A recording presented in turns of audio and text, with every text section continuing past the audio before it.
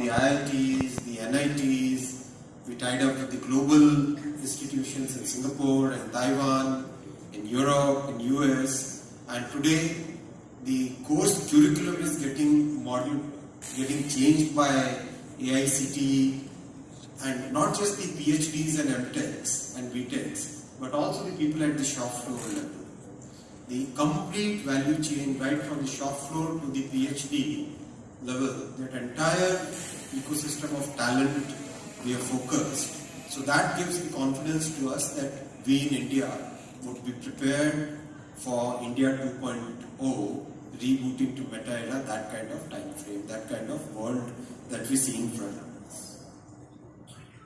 The third point, the third thing which we really need to master is, see, the way meta era is going to play out will be dependent upon connectivity, which comes from the telecom sector, compute power, which comes from the chips and the chipsets and the design, and third will be lots and lots of whole spectrum of devices. So we need to master the design and manufacturing ecosystem of devices also. And that's something where the journey of last 5 years gives us tremendous confidence that yes, we have achieved the significant level where we are today considered as one of the major electronics manufacturing country at close to $80 billion and almost growing 20 plus CAGR basis, and like very reasonably likely to reach $300 billion in the next 5 years. And the entire ecosystem, manufacturing ecosystem is not only developing horizontally but also developing vertically in terms of the component ecosystem also is coming to the country. So with that kind of development, we do feel confident that this is the third point on which we as a country, we as a society, we as industry and academia, we would be prepared for the journey ahead. I'll come to the second point, which is very close to our government's heart, that is about digital inclusion. Till, let's say, the previous 30-40 years, the technology cycles were pretty much like 10 years, 15 years, 20 years kind of technology cycles. They shrank and became technology cycles of 5 years, 7 years.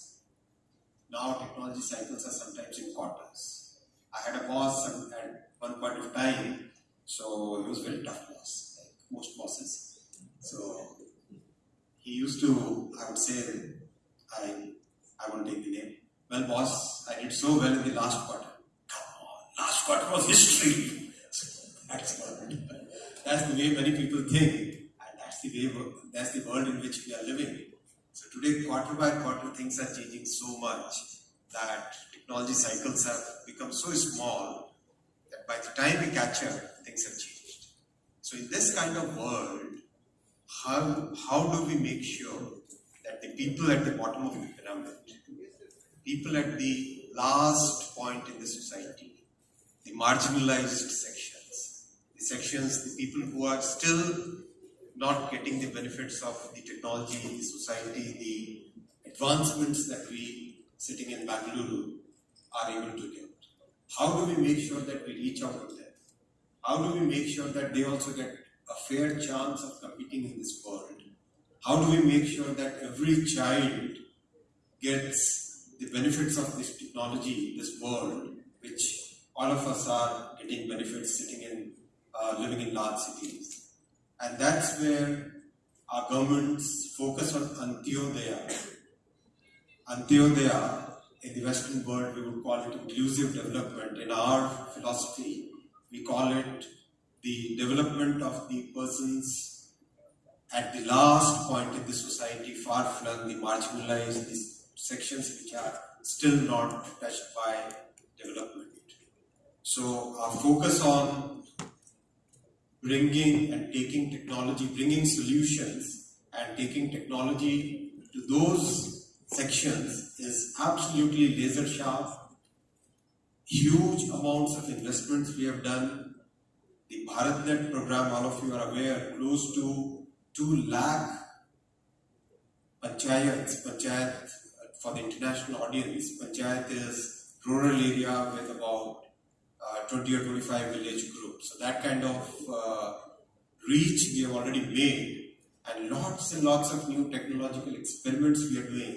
So just a few days ago, one startup from Bangalore came to Delhi and demonstrated a technology called GigaMesh, and basically they used E and V bands to give Gbps level connectivity without fiber. So those kind of technologies. Then there was another company which came from Ahmedabad and demonstrated light-based modulation, light-based transmission of signals, again without using fiber. So those technologies can help us reach out faster to the people at the bottom of the pyramid, to the societies, the marginalized sections of the society. So that will be very, very important, because economic difference can still be bridged. Digital divide, if we don't bridge now, then it will be too late. Because every passing day, every passing hour, that divide gets widened, further widened. So that's the second point I'll... Thank you, Honorable Minister. May I now request Shri Shaurya Doval to come and felicitate our guests and also give the most of thanks.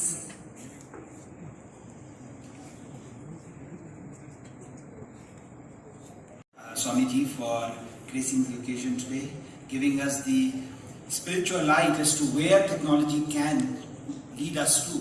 And then, of course, followed by the Honorable Minister, who actually told us where we, very lucidly told us where we exactly are today. So I think between where we can be and where we are today, I think the next 1.5 days will debate and iterate on.